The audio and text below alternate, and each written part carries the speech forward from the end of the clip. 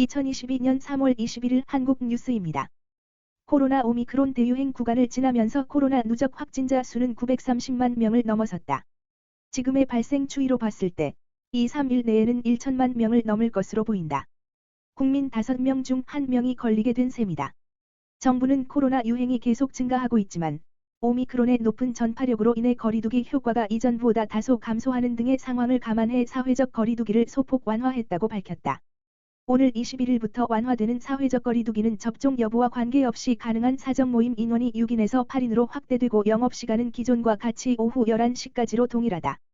이에 따라 사적 모임 인원 기준만 8인으로 확대됐고 운영시간과 행사 집회 등에 대한 조치는 기존 기준이 그대로 유지된다. 행사 집회, 종교시설 등은 접종 여부와 관계없이 최대 299명까지 모임이 가능하다. 조정된 사회적 거리두기는 4월 3일까지 2주간 시행된다. 앞으로는 정점 이후 유행 축소, 의료체계 여력 등을 확인하면서 운영시간, 사적 모임, 행사 집회 등에 대한 본격적인 완화를 검토할 예정이다. 백종원 피자에 대하여 실망했다라고 하며 크기에 대한 호평 쏟아지고 있다. 요리 연구가이자 외식 사업가인 백종원 더본코리아 대표가 저가 피자 브랜드를 론칭한 가운데 일부 네티즌들이 실망이다라는 호평 글을 올리고 있다. 최근 온라인 커뮤니티와 블로그 등에는 백보이 피자를 먹어봤다는 인증글들이 올라오고 있다. 백보이 피자는 더본코리아가 지난해 말 론칭한 포장 배달 전문 저가 피자 브랜드로 1인 가구가 많은 서울 관악구에 첫 매장을 열고 시범 사업을 하고 있다. 2만 원이 넘는 기존 프랜차이즈 피자들과 달리 만원대 초반의 저렴한 가격을 내세워 소비자의 기대감이 남달랐다. 하지만 실제 후기를 보면 예상 밖의 호평이 나오는데 이들은 다른 피자들에 비해 크기가 너무 작다고 지적한다. 기존 피자들과 비슷한 사이즈에서 만원대의 저렴한 메뉴를 선보일 것이라고 생각했지만 기대와 달리 가성비가 떨어진다는 것이다. 실제로 한 온라인 커뮤니티를 통해 공개된 사진을 보면 백보이 피자의 크기는 500ml 콜라병과 비슷한 수준이다. 이에 누리꾼들은 생각보다 많이 작다, 손바닥만 하다, 프랜차이즈 피자의 미디엄 사이즈 정도 된다며 실망감을 드러냈다. 가격은 슈퍼 백보이 피자와 미트 폭탄 피자, 불닭발레전 피자가 1,900원에서 14,900원으로 다른 프랜차이즈 제품에 비해 저렴하다. 다만 사이즈는 하나다. 이에 더본코리아는 소비자의 니즈를 반영해 피자 종류를 늘리고 사이즈도 늘려 테스트 운영한다는 방침이다. 국내 4대 시중은행 직원들의 평균 연봉이 사상 처음으로 1억 원을 넘었다.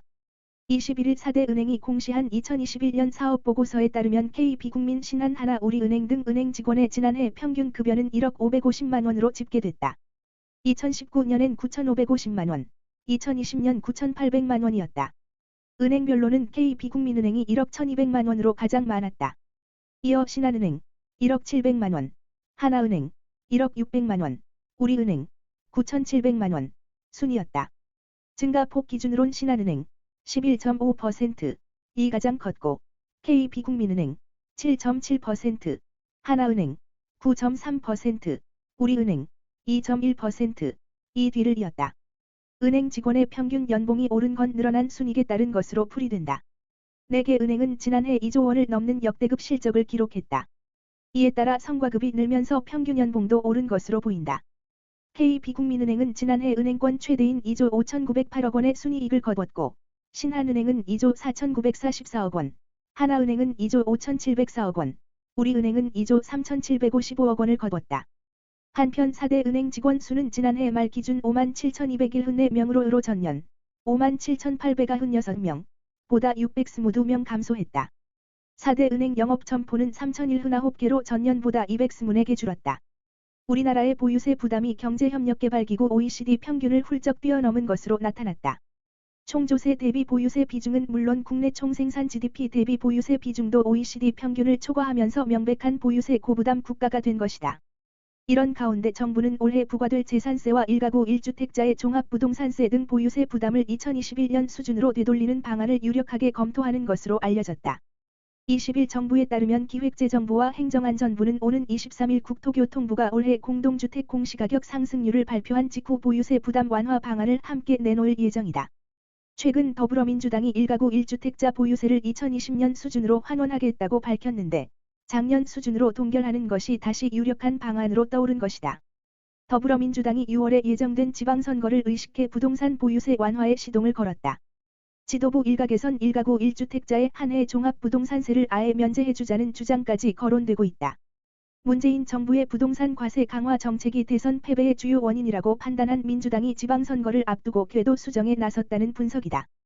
윤석열 대통령 당선인 측도 보유세 완화를 공약한 만큼 관련 입법이 탄력을 받을 가능성이 점쳐진다. 다만 종부세 완화에 대한 민주당 내 부정적 여론이 적지 않아 내홍이 불거질 가능성도 있다.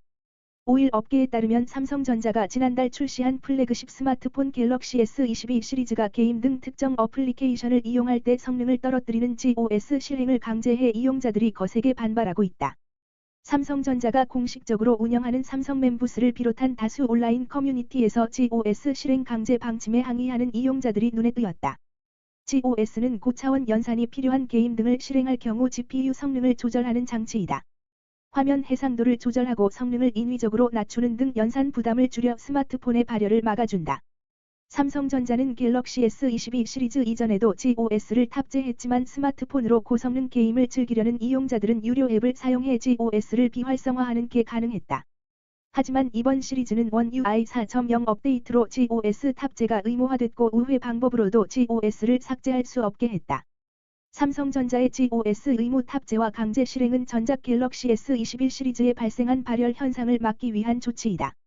삼성전자 관계자는 고사양 게임을 하다 보면 발열이 지속되고 이 경우 이용자가 저온 화상을 입는 등 안전 문제가 생길 수 있다고 설명했다. 하지만 이용자들은 전작보다 성능이 좋다는 광고를 믿고 제품을 구매했는데 속았다거나 6년 전 출시된 스마트폰보다 성능이 떨어진다며 불만을 쏟아내고 있다. 일부 이용자들은 집단 소송을 제기하겠다며 온라인 카페를 개설했다. 불만이 커지자 결국 삼성전자는 이용자들이 앱 적용 여부를 선택할 수 있도록 소프트웨어를 업데이트하기로 했다.